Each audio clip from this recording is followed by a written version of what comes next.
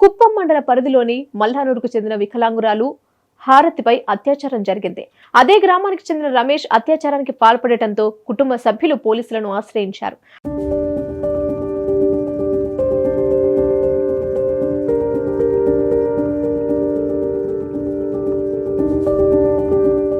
అత్యాచారానికి పాల్పడిన నిందితుడిని కఠినంగా శిక్షించాలని డిమాండ్ చేశారు.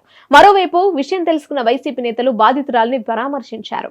MP Reddappa, ZP chairperson Srinivasulu, MLC Bharat Kuppam ప్రభుత్వ ఆసుపత్రికి చేరుకొని చికిత్స పొందుతున్న బాధితురాలిని పరామర్శించి ఓదార్చారు. అనంతరం వారి కుటుంబ సభ్యులను పరామర్శించారు. మున్సిపల్ చైర్పర్సన్ డాక్టర్ సుధీర్, పలువురు వైసీపీ నేతలు పాల్గొన్నారు. రూరల్ మండలంలో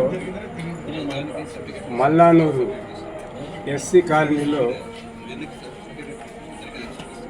ఈ దినము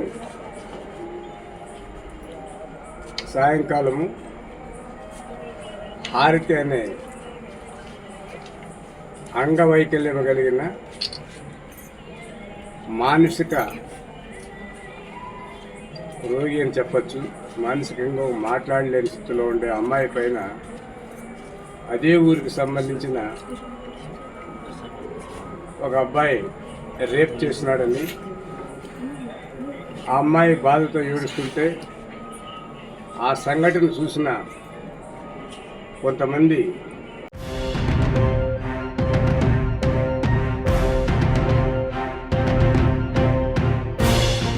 సమస్య లేని ఇల్లు ఉండదు, పరిష్కారం లేని సమస్య ఉండదు. బంధాలు గొప్పవి, బాధలు చిన్నవి. మీ సమస్యని మేము పరిష్కరిస్తాం. రండి మాట్లాడుకుందాం.